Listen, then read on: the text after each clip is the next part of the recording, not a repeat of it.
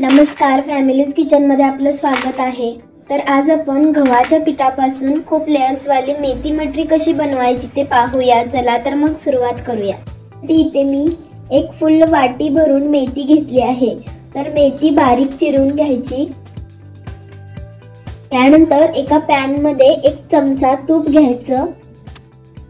त्यात चिरलेली मेथी घालायची आणि 2 ते 3 मिनिटं काही न घालता परतून घ्यायचं। मेथी थोडी सॉफ्ट झाली की गॅस बंद करायचा। आता इथे 2 कप गव्हाचं पीठ मी घेतलं आहे। त्यात पाव कप बारीक रवा घालायचा। 1 चमचा पांढरे तीळ, अर्धा चमचा काळे तीळ। काळे तीळ हे न घातले तरी चालेल। 1 चमचा ओवा, अर्धा चमचा काळी मिरी पावडर, 2 चमचे लाल मिरची पावडर, चवीनुसार मीठ, हळद आणि 2 चमचे गरम न केलेलं तूप घालायचं। आता हे सर्व जिन्नस चांगले मिक्स करून घ्यायचं। म्हणजे याप्रमाणे पिठाचा गोळा झाला पाहिजे। आता यात परतून घेतलेली मेथी घालायची आणि मेथी ही पिठात हाताने मिक्स करून घ्यायची।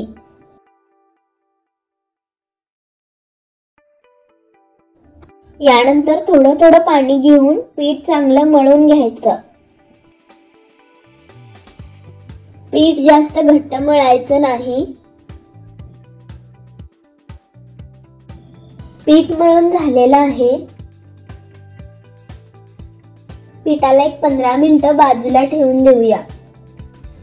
आता एका दुसऱ्या बाउल मध्ये 2 चमचे तूप घ्यायचं। त्यात 2 चमचे कॉर्नफ्लॉवर किंवा मैदा किंवा गव्हाचं पीठ घालायचं आणि हे मिश्रण फेटून चांगलं एकजीव करून घ्यायचं। तर यात तूप हे न गरम करताच वापरायचं। पिठाला 15 मिनिटं झाली आहेत। आता पिठाचे समान मोठे गोळे करून घेऊया। गोळा थोडा मोठा घ्यायचा। एक गोळा घेऊन थोडं सुकं पीठ शिंपडून पोळी लाटून घ्यायची।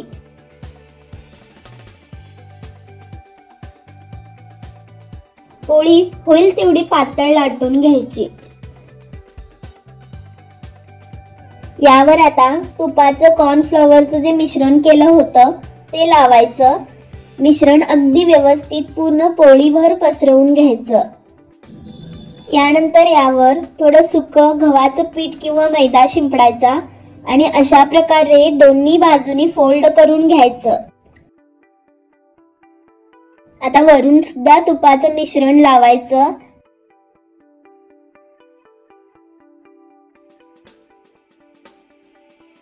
आणि परत एकदा अशा प्रकारे फोल्ड करून घ्यायचं।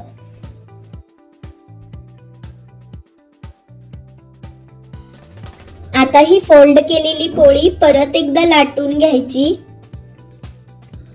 पोळी परत पातळच लाटायची।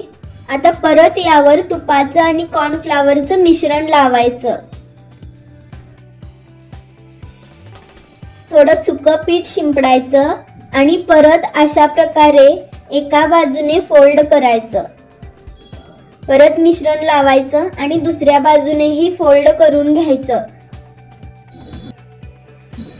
यावर आता अगदी हलक्या हाताने अशा प्रकारे लाटण फिरवून घ्यायचं। या सगळ्या प्रोसेसमुळेच मटरीला खूप सारे लेयर्स येतात आणि मटरी अगदी कुरकुरीत खुसखुशीत होते। तर अशा प्रकारे आता पिठाचे लांब लांब काप करून घ्यायचे।